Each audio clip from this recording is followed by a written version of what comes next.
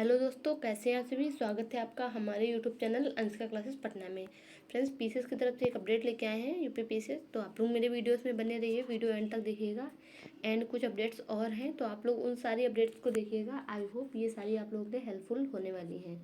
देखिए, पीसीएस में आवेदन के लिए वन टाइम रजिस्ट्रेशन अनिवार्य है, यानी OTR।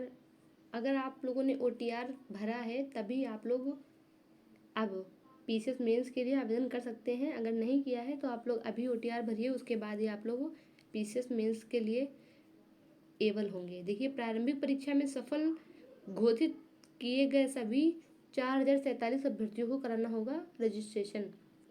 यूपी पीएससी के पास उपलब्ध रहेगा OTR कराने वाले अभ्यर्थियों का पूरा विवरण। देखिए, पीसीएस 2023 की मुख्य परीक्षा में शामिल होने जा रहे सभी अभ्यर्थियों के लिए OTR वन टाइम रजिस्ट्रेशन अनिवार्य कर दिया गया है। जो अभ्यर्थी OTR की प्रक्रिया पूरी करेंगे, पीसीएस मेंस के लिए उन्हें ही आवेदन स्वीकार किए जाएंगे। OTR के बाद ही अभ्यर्थियों से सभी संबंधित जानकारी आयोग के पास उपलब्ध रहेगी। आयोग ने अप्रैल 2023 से सभी अभ्यर्थियों के लिए OTR की व्यवस्था अनिवार्य कर दी है। पीसीएस 2023 के लिए आवेदन की प्रक्रिया 2 मार्च 2023 से शुरू हुई थी। तब OTR अनिवार्य नहीं था, सो बड़ी संख्या में अभ्यर्थियों ने बिना OTR के पीसीएस 2023 के लिए आवेदन किए थे।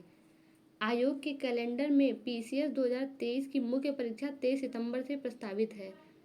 आयोग के मीडिया प्रभारी विनोद कुमार गौड़ का कहना है कि पीसीएस 2023 की मुख्य परीक्षा के आवेदन से पहले सभी अभ्यर्थियों को अनिवार्य रूप से OTR कराना होगा। आयोग ने पीसीएस के 173 पदों पर भर्ती के लिए विज्ञापन जारी किया था। बाद में पदों की संख्या बढ़कर 254 हो गई। पीसीएस 2023 के लिए 5,65,459 अभ्यर्थियों ने आवेदन किए थे, जिनमें से 3,45,022 अभ्यर्थी प्रारंभिक परीक्षा में शामिल हुए थे। वहीं 4,047 अभ्यर्थियों को मुख्य परीक्षा के लिए सफल घोषित किया गया था। इनमें से जिन्होंने OTR नहीं कराया था उन्हें अब यह प्रक्रिया पूरी करनी होगी। यानी कि देखिए, पहले से जो आवेदन हुए थे वो हुए थे 5,65,459 और शामिल अभ्यर्थी हुए थे 3,45,022। और जो फाइनल मेंस के लिए चुने गए हैं वो हैं 4,047 अभ्यर्थी। और इन लोगों ने अगर OTR नहीं कराया, यानी रजिस्ट्रेशन नहीं कराया, तो इन लोगों को आगे की जो कार्रवाई होगी, मेंस में एग्ज़ाम देने का मौका नहीं मिलेगा। तो ये जो जितने भी छात्राएं हैं, इन लोगों को जल्दी से जल्दी OTR फिल करवाना पड़ेगा। फ्रेंड्स, देखिए, सेकेंड न्यूज़ है, असिस्टेंट प्रोफेसर के लिए PhD की अनिवार्यता नहीं। यहाँ पे ब्लर है लेकिन मैं आप लोगों को बता सकती हूँ। देखिए, नई दिल्ली विश्वविद्यालय अनुदान आयोग UCG के आखिरकार असिस्टेंट प्रोफेसर की भर्ती से जुड़े नियमों में बड़ा बदलाव करते हुए PhD की अनिवार्यता को खत्म कर दिया है। यानी विश्वविद्यालयों में भर्ती होने वाले असिस्टेंट प्रोफेसर के लिए अब PhD ज़रूरी नहीं है। यह सिर्फ वैकल्पिक योग्यता है, यानी कि ये ऑप्शनल है। अगर आप चाहें तो PhD कर सकते हैं, अगर नहीं भी किया है तो आपके लिए इसमें कोई प्रॉब्लम नहीं आएगी। असिस्टेंट प्रोफेसर में असिस्टेंट प्रोफेसर के लिए अब नेट सेट या फिर स्लेट पास होना जरूरी होगा। असिस्टेंट प्रोफेसर की भर्ती से जुड़े नए नियम 1 जुलाई 2023 से प्रभावी होंगे। विश्वविद्यालय में 2018 से पहले भी यही नियम थे।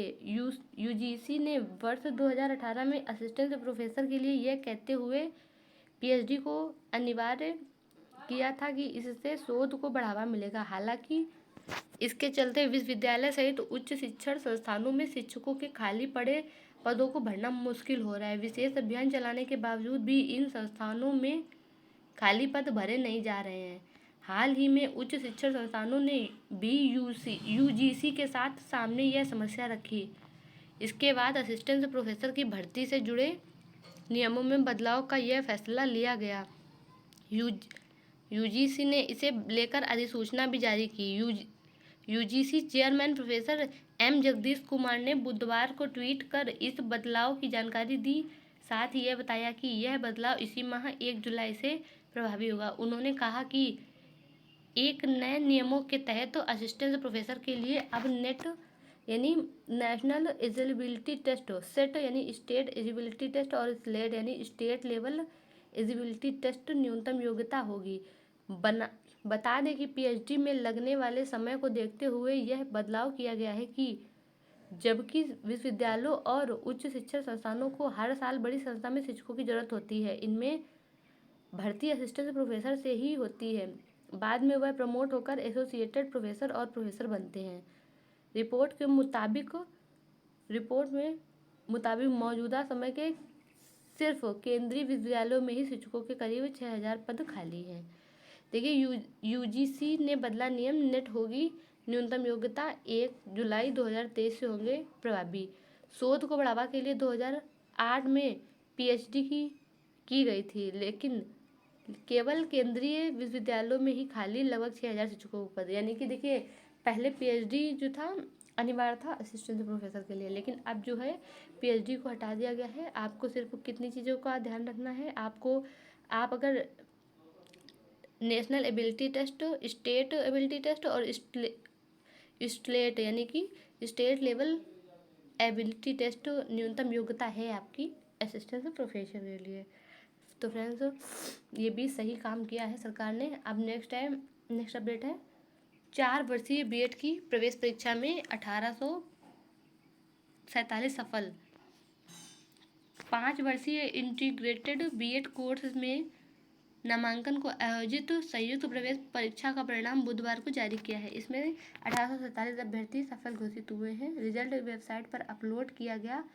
अभ्यर्थी रोल नंबर व जन्म तिथि से रिजल्ट देख सकते हैं। संयुक्त प्रवेश परीक्षा 26 जून को हुई थी। इसमें शामिल होने के लिए कुल 4763 अभ्यर्थियों का एडमिट कार्ड जारी किया गया था, जिसमें से जो सम्मिलित हुए थे वो थे 3525। इनमें से 52.39% अभ्यर्थियों को सफलता मिली है।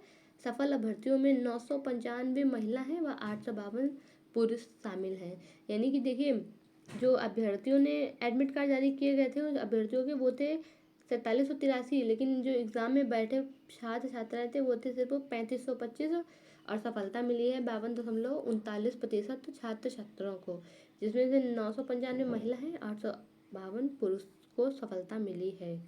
देखिए, नेक्स्ट अपडेट है इंटरमीडिएट में 10,000 छात्र करेंगे स्लाइड अप।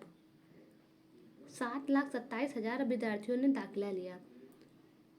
इंटर में नामांकन जारी है।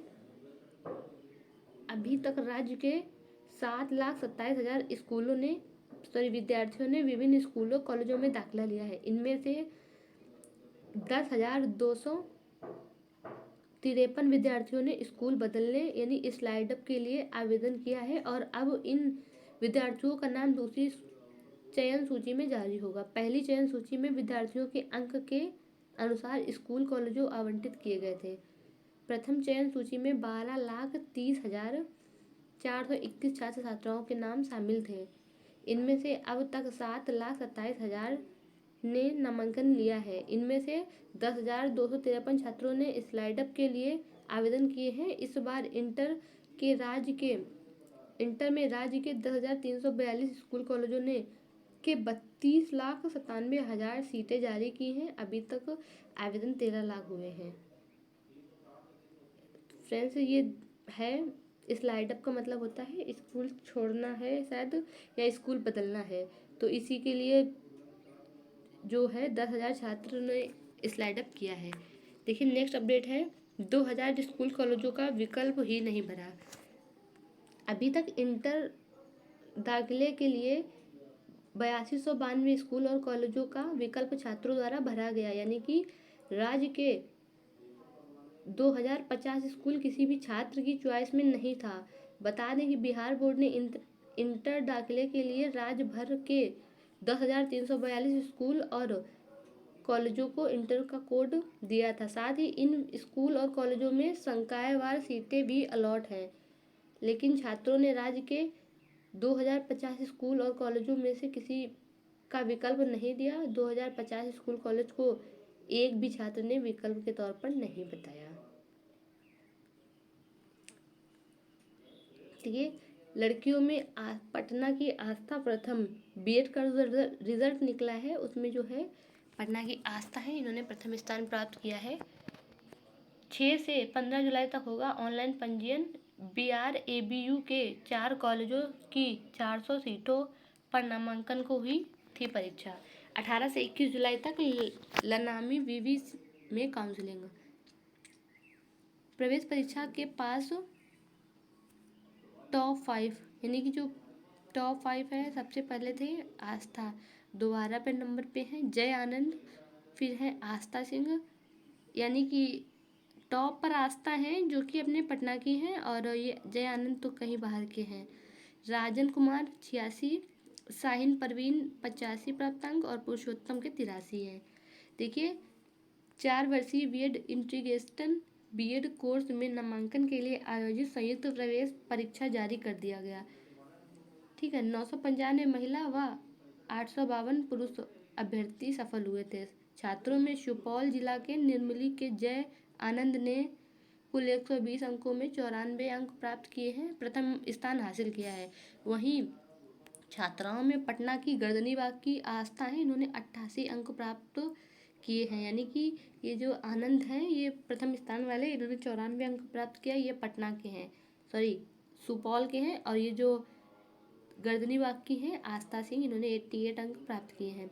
लनामी विश्वविद्यालय के कुलपति प्रोफेसर सुरेंद्र प्रताप सिंह ने परिणाम जारी किया। बता दें कि 4 वर्षीय बीएड इंटीग्रेटेड कोर्स पूरे राज्य में सिर्फ बिहार विश्वविद्यालय मुजफ्फरपुर अंतर्गत मुजफ्फरपुर स्थित वसुंधरा टीचर्स ट्रेनिंग कॉलेज और शहीद प्रमोद बीएड कॉलेज, वैशाली के Vaidyanath Shukla college of education तथा सीतामढ़ी के माता सीता सुंदर कॉलेज ऑफ एजुकेशन में संचालित है। उत्तीर्ण अभ्यर्थियों को काउंसलिंग के लिए ऑनलाइन पंजीयन की प्रक्रिया 6 जुलाई से शुरू करनी होगी, यानी कि काउंसलिंग होगी जो कि है 6 जुलाई से स्टार्ट होगी। अभ्यर्थी 15 जुलाई तक ऑनलाइन पंजीकरण कर सकेंगे। पंजीयन के साथ SC/ST अभ्यर्थियों को 500 रुपये, EBC WEBC और BC महिला दिव्यांग अभ्यर्थियों को 750 रुपये, अनारक्षित कोटि के अभ्यर्थियों को 1000 रुपये भुगतान करना हो। 4 कॉलेजों में 400 सीट नामांकन के लिए उपलब्ध है, यानी कि जिन छात्र छात्राओं ने जो है बीएड का अपना पेपर क्वालिफाई किया है उनके लिए जो है काउंसलिंग की तारीख जो है 6 से स्टार्ट होनी है, यानी कि आज से। तो वो लोग की फ़ीस यहाँ पे दी है, SC/ST के लिए 500, EWS EBC के लिए दिव्यांग के लिए 750 और अनारक्षित वर्ग के लिए 1000 है।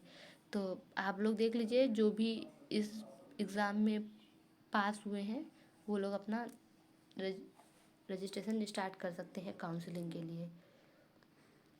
फ्रेंड्स, नेक्स्ट अपडेट है, बिना डिप्लोमा वाले अभ्यर्थी भी कर सकेंगे आवेदन। देखिए 15,339 फार्मासिस्टों की बहाली होगी, आज से कर सकेंगे आवेदन।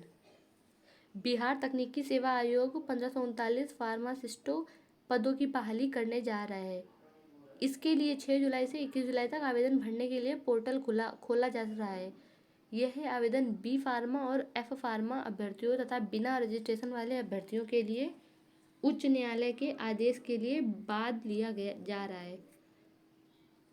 बिहार राज्य फार्मेसी काउंसिलिंग के सदस्य अर्जेश राज श्रीवास्तव ने कहा कि पटना उच्च न्यायालय ने बिहार तकनीकी सेवा आयोग को 17 मई को आदेश दिया था कि वैसे अभ्यर्थी जो बिना डिप्लोमा किए B फार्म और M फार्म किए हैं उनका भी आवेदन लिया जाएगा। न्यायालय के आदेश के बाद आयोग ऑनलाइन पोर्टल खोल रहा है। फार्मेसी काउंसिलिंग ऑफ इंडिया के नियमानुसार फार्मासिस्ट पद पर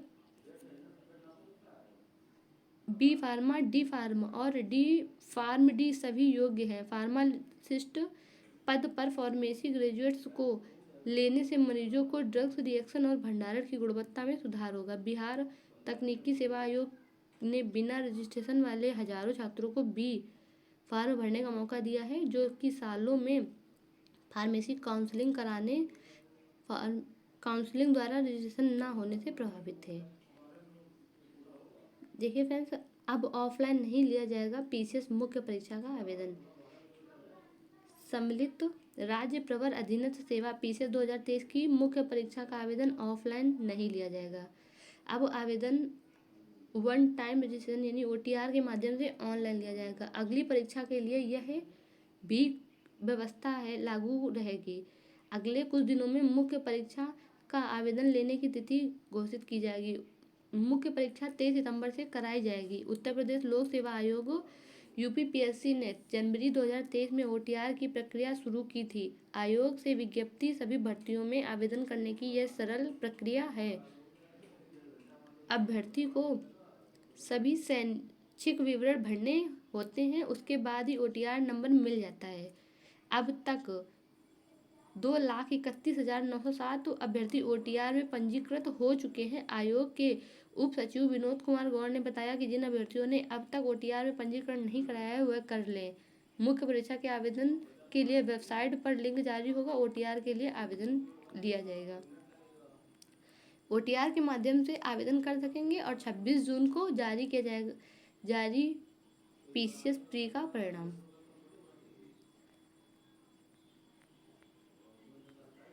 नेक्स्ट है माध्यमिक शिक्षा परिषद के स्थानांतरण पत्र जारी। अशासकीय सहायता प्राप्त एडेड माध्यमिक विद्यालयों के स्थानांतरित शिक्षक प्रधानाचार्य प्रधानाध्यापकों के स्थानांतरण पत्र माध्यमिक शिक्षा परिषद की वेबसाइट पर जारी कर दिए गए हैं। वेबसाइट से स्थानांतरण पत्र डाउनलोड करके कार्यभार ग्रहण करना होगा। एडेड माध्यमिक शिक्षा विद्यालयों में इस बार 1195 स्थानांतरण हुए हैं। स्थानांतरण प्रक्रिया 30 जून तक पूरी कर ली गई थी। स्थानांतरण पत्र माध्यमिक शिक्षा परिषद की वेबसाइट www.upmsp.education पर किया गया। 951 शिक्षकों और प्रधानाचार्यों ने ऑफलाइन आवेदन किया था, उसमें से 835 का स्थानांतरण कर दिया गया है। इन सभी का स्थानांतरण पत्र एक ही फाइल में वेबसाइट पर अपलोड किया गया है। इसके अलावा ऑनलाइन आवेदन करने वालों में 18 प्रधानाचार्य, 6 प्रधानाध्यापक, 30 प्रवक्ता और 305 जो है सहायक अध्यापक का स्थानांतरण किया गया है। उप शिक्षा निदेशक रामचेत ने बताया कि यह स्थानांतरण शिक्षकों के अनुरोध पर किया जा रहा है, इसलिए उन्हें स्थानांतरण का कोई भत्ता देय नहीं होगा। उन्होंने कहा कि स्थानांतरण शिक्षक प्रधानाचार्य और प्रधानाध्यापक जल्द से जल्द कार्यभार ग्रहण कर लें। बेसिक शिक्षा परिषद के लिए 57 अधिवक्ताओं का पैनल गठित। बेसिक शिक्षा परिषद के खिलाफ कोर्ट में दाखिल मामले की पैरवी करने के लिए 57 अधिवक्ताओं का पैनल गठित किया गया है। इनमें 48 अधिवक्ता इलाहाबाद हाई कोर्ट और 9 अधिवक्ता लखनऊ खंडपीठ के लिए नामित किए गए हैं। नए अधिवक्ताओं के पैनल की सूची बेसिक शिक्षा परिषद की वेबसाइट पर जारी की जाएगी। फ्रेंड्स, लास्ट अपडेट है आज की। देखिए, भर्ती को गठित होता चौथा पैनल। बुलाए जाएंगे सफल अभ्यर्थी, 4 माह का अभी इंतजार।